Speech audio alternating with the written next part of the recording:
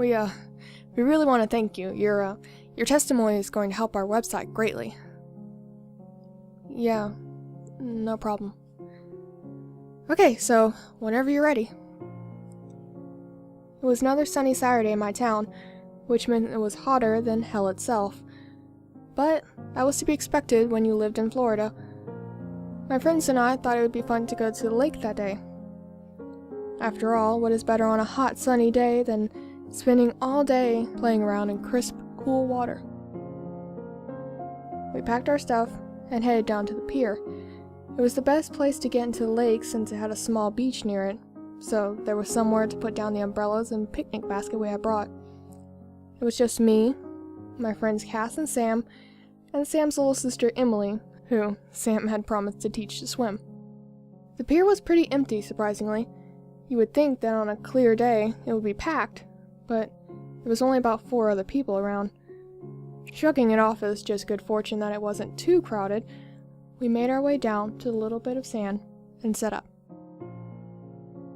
It didn't take long, and soon we were all in the water, splashing and just having a good time. Cass and Sam showed Emily some swimming basics, and I showed her how to doggy paddle, as it was what I was best at.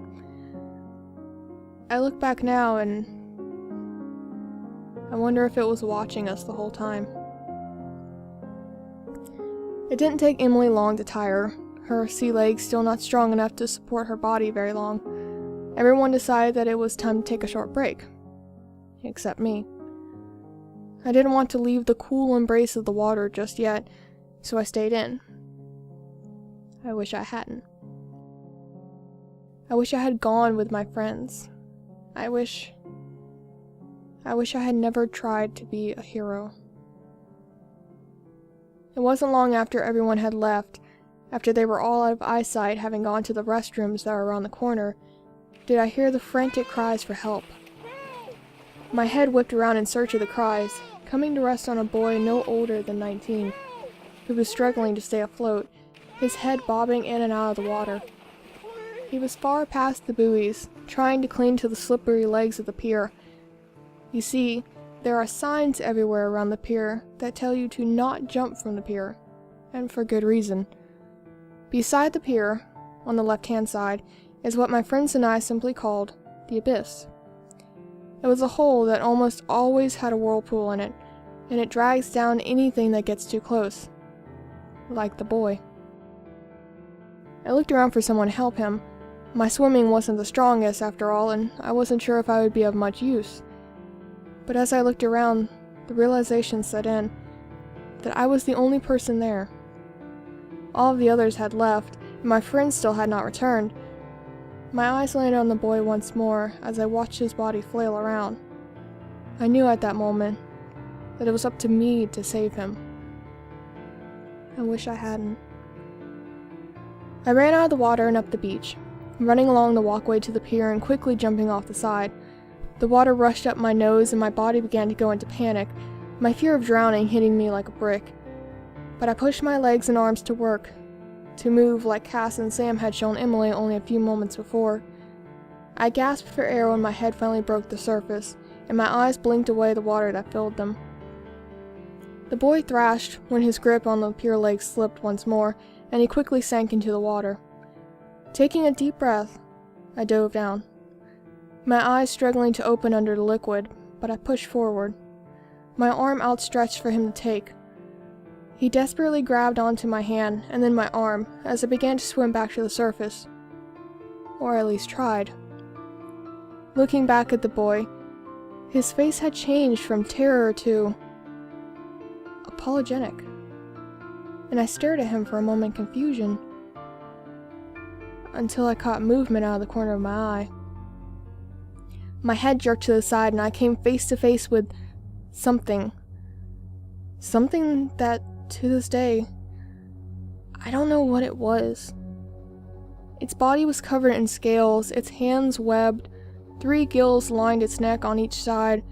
Its body was so thin that its ribs protruded against the skin, pulling it tight against them, almost as if the beast twisted wrong, that they would tear through the slimy flesh.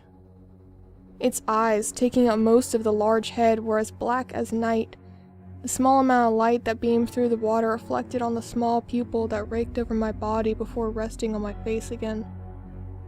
Even then, nothing could compare to the beast's terrifying mouth.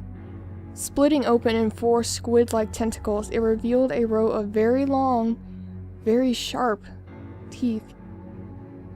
But when its mouth opened, true fear set in. Sounds filled my head, muffled screams of agony, pleas for help, and the sound of what I could only describe as the last moments of life. They were coming from this thing. It was telling me what it had done and what it planned to do.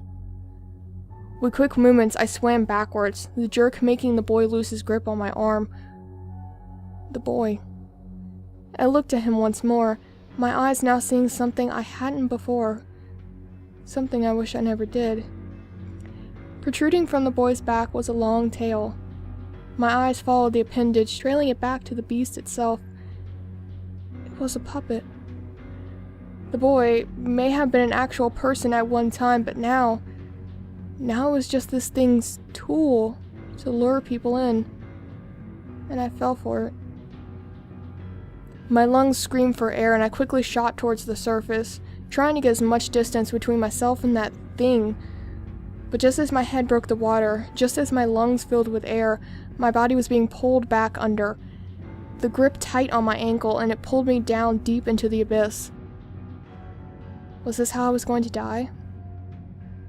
That was what I kept asking myself as I struggled against its iron grasp. It never ceased to dive down into the deep darkness, and before long, a new light filled my eyes.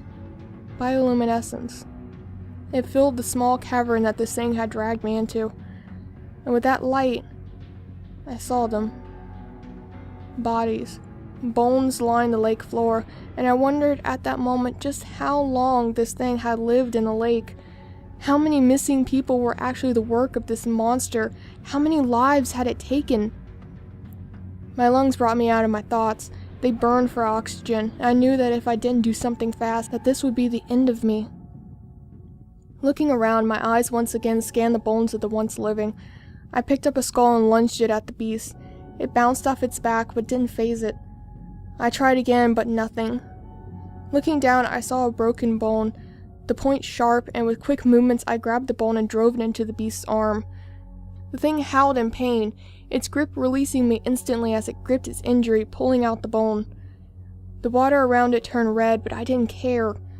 My legs burned, but they pushed me up. My body screamed, but I swam as fast as I could, my eyes blurring, my head foggy from lack of oxygen. I could hear the beast behind me, hear the bones shattering as it swam towards me. I could hear its cries of anger as it chased me down. My head broke the water once more. My lungs greedily taking in the air while my body kept swimming. The buoys were in sight, and I knew that if I could get to the shallow water, I could run to safety of the beach and never get into the damn water ever again. My feet hit the ground not far after I passed the buoys. And as I began my sprint, I felt the thing's iron grip on my ankle once more. Not stopping, I lunged myself forward, my feet digging into the soft, wet dirt under the water. The water began to shallow, and soon I heard the ear-piercing scream in my head, the grip instantly letting me go. My head whipped around to look behind me while my body kept moving forward. I saw smoke rise from its skin that was above the water before it quickly submerged it once more. I didn't stop until I was out of the water and by our umbrellas, and I could only stare at the water after that. My friends soon came back, asking me where I had been, and saying that they looked for me but didn't see me in the water. I told them about the beast, but none of them believed me. No one does, really. I have told my story to countless people. They all think I'm crazy or say the sun got to me that day. But I know what I saw, and I know it's still there. And I know for certain one thing. I will never go swimming in Lake Jackson again.